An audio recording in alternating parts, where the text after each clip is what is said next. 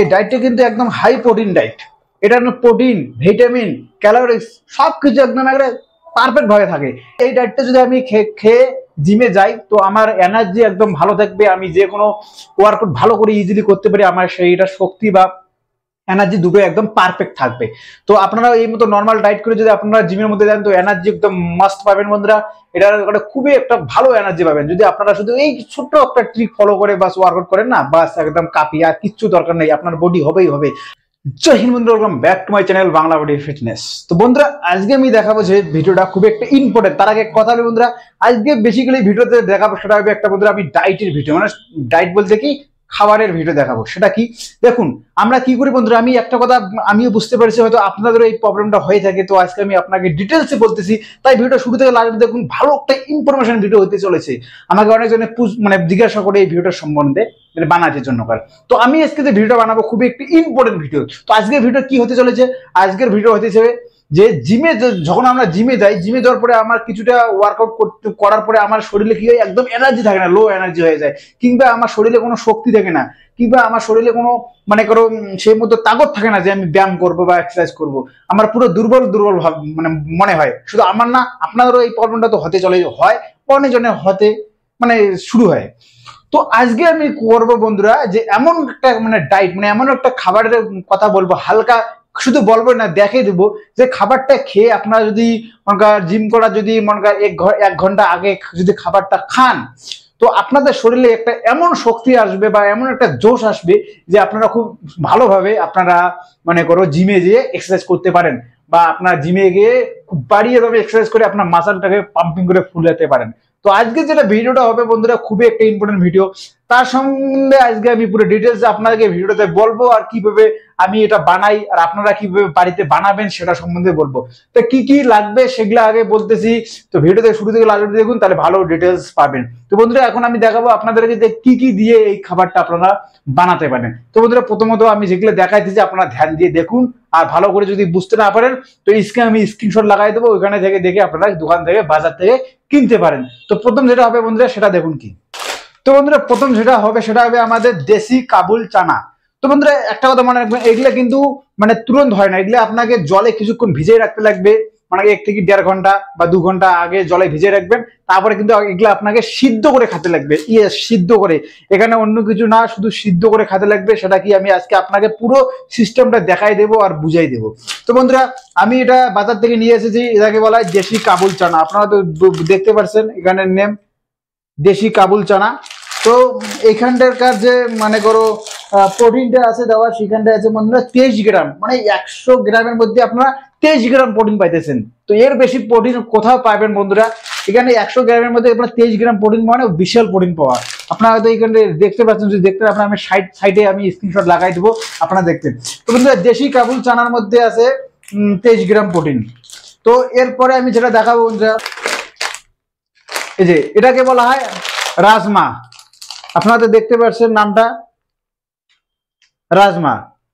তো এই রাজমাটা আপনারা হয়তো বুঝতে পারবেন না, এটার পাওয়ার অনেক ভালো।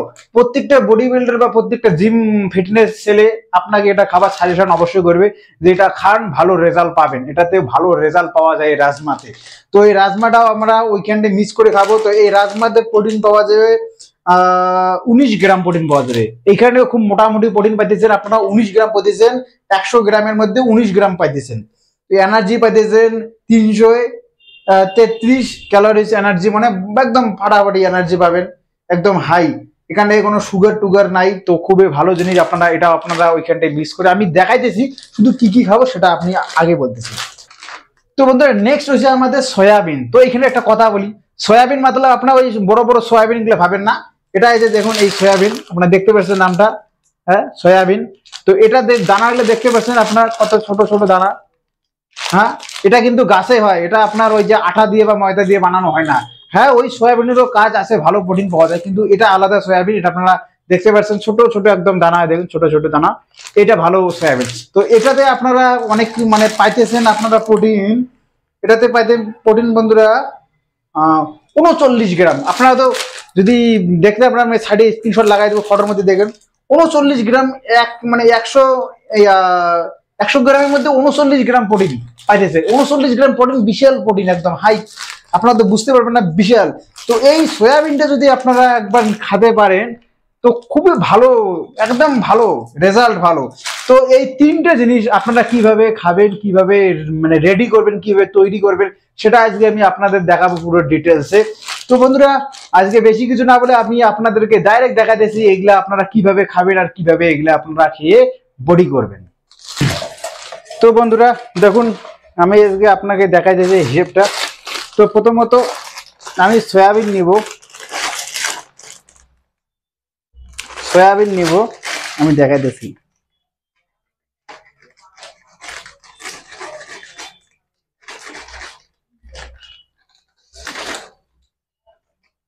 তো ফ্রেন্ডস, এইখানটা দেখতে পাচ্ছেন, এই কাপটার মধ্যে আমি রেখে একটা মাপ দিয়ে সয়াবিন নেব। তো দেখুন আমি কত নিতেছি। তো একটা কথা মনে রাখবেন, সবগুলোরে কিন্তু আমি বেশি নেব না, অল্প করে নেব। তো ওজন মাপতেছি। তো এইখানটা আমি দিতেছি ওয়েট।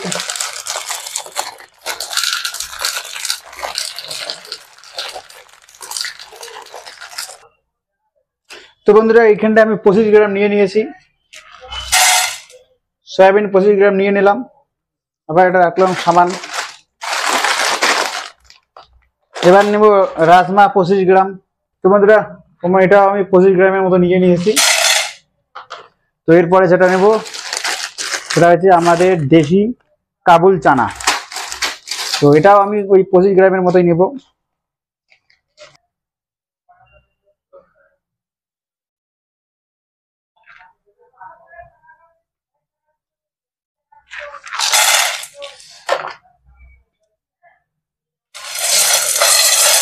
ফ্রেন্ডস, এগুলো আমি এই যে একবার মিক্স হয়ে গেল।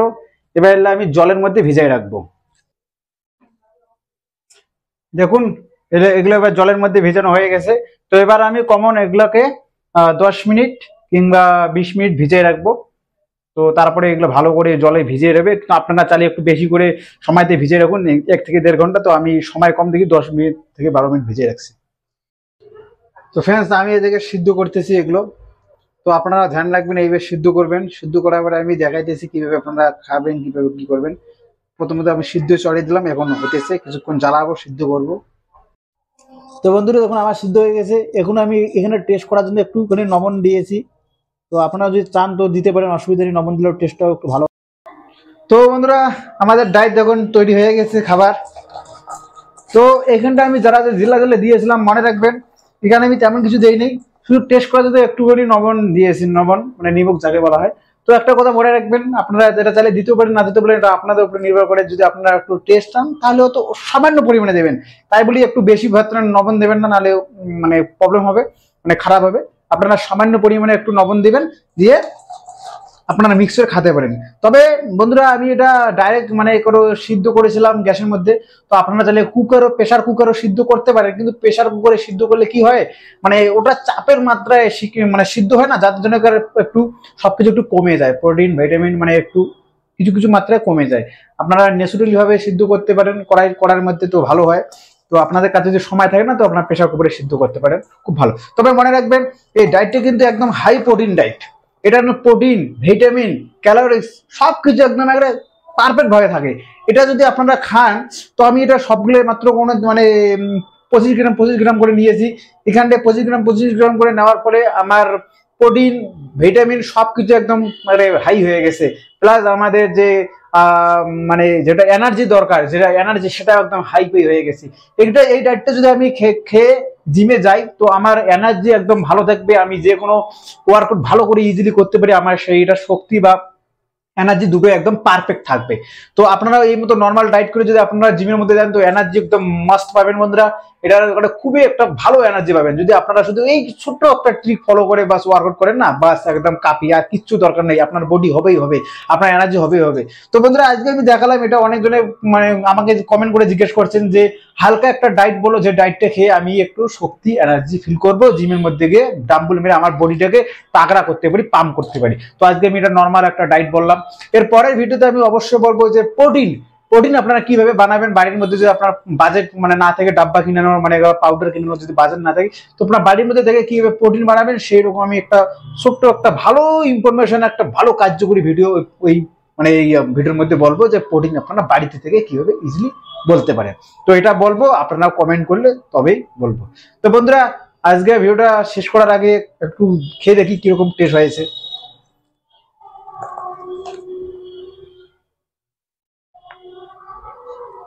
বাস,